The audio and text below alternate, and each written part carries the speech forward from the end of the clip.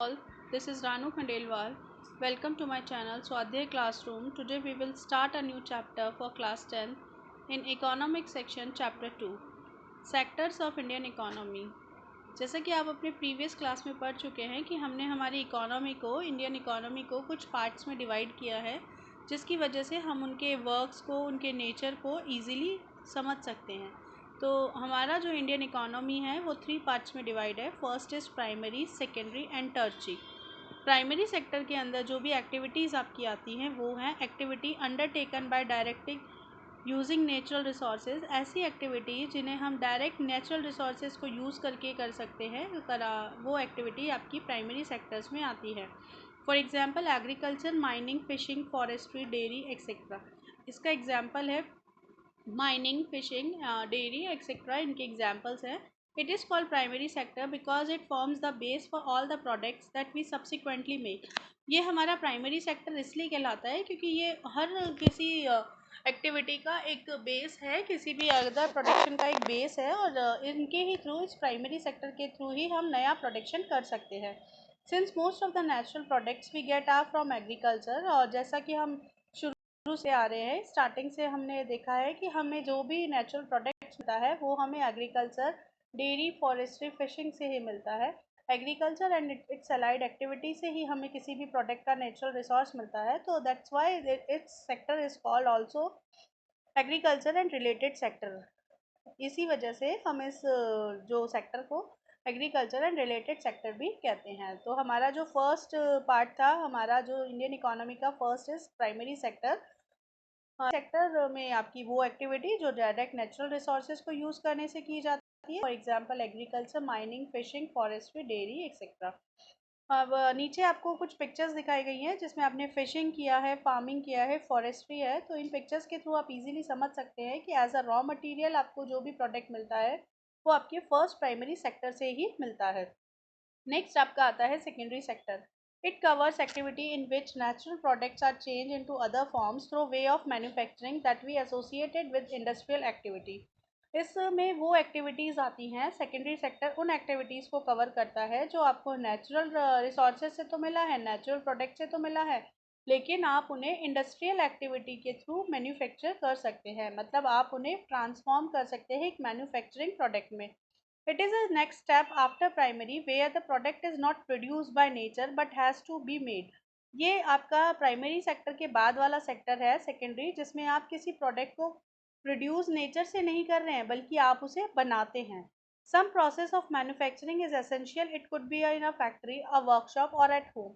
और इस manufacturing process के लिए आपको ज़रूरी है कि या तो आपके पास एक फैक्ट्री हो, आपके पास कोई वर्कशॉप हो, और या आप उसे घर पे भी प्रोडक्शन कर सकते हैं।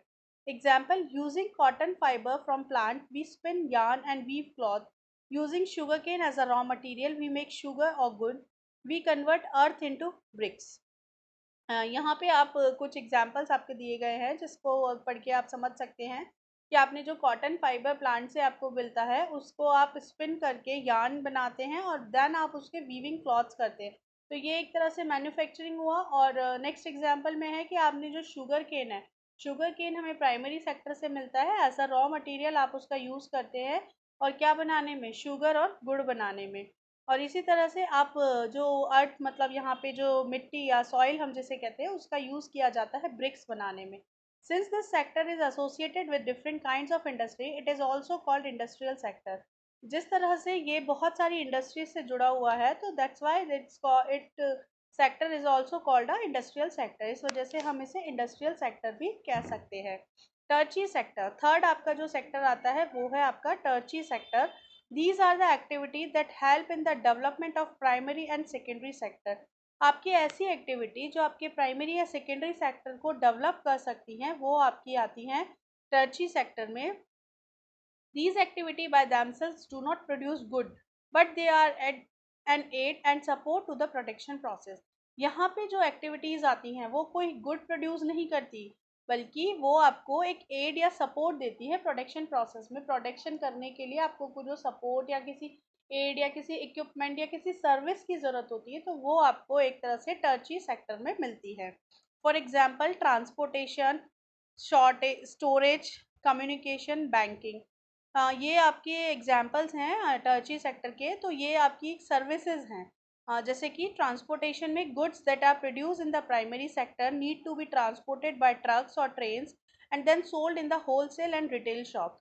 जैसे कि आपने अगर किसी भी प्राइमरी सेक्टर में किसी भी गुड्स को आपको ट्रांसपोर्ट करना है, तो आपको किसकी ज़रूरत होती है? ट्रक एंड ट्रेन्स की, ताकि उनके थ्रू आप अपने प्रोडक्ट को मार्केट में और रिटेल शॉप्स तक ले जा सके। Storage, at time it is necessary to store these products in godowns which is also a service made available। आपका जो भी प्रोडक्ट है आप उसको अपने घर में नहीं रख सकते, तो आपको उसको स्टोर करने के लिए गोडाउन की ज़रूरत होती है, आपको उसका स्टोरेज भी करना होता है। तो इस सर्विस के लिए भी आपको स्टोरेज टर्ची सेक्टर में ही आना होता है। Communication, talking to other on telephone, आपको अपने प्रोडक्ट के बारे में लोगों को बताना है या आपको किसी से भी ऑर्डर लेना है, सेल परचेज के बारे में बात करनी है, तो उसके लिए भी आप कम्युनिकेशन बनाते हैं, तो ये एक तरह से आपका टर्ची सेक्टर में ही आता है।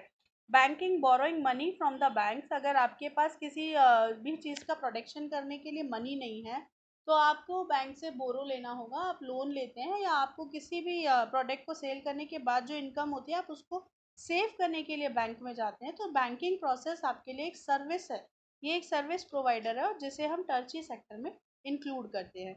Since these activities are generate services rather than good, it is also called service sector। इसी तरह से कुछ एक्टिविटीज़ जो आपको सर्विस दे रही है, गुड्स नहीं देती हैं, कुछ मैन्युफैक्चर नहीं करती हैं, तो that's why tertiary sector is also called a service sector. तो यहाँ पे अभी आपने देखा, हमने अभी पढ़ा कि हमारा जो इकोनॉमी है वो 3 पार्ट्स में डिवाइड हो गया, primary, secondary and tertiary. Primary sector related to agriculture है, एग्रीकल्चर से रिलेटेड है इसलिए इसे एग्रीकल्चर सेक्टर कहते हैं। सेकेंडरी सेक्टर में मैन्युफैक्चरिंग किया जाता है, इस वजह से इसे इंडस्ट्रियल सेक्टर कहा जाता है। टर्ची सेक्टर आपको सर्विस प्रोवाइड करवाता है, that's why it is called service sector. So that's all for today class. I hope आप लोगों को ये चैप्टर समझ में आया होगा। If any query occurs please message me and comment me in the comment section. Thank you, have a nice day.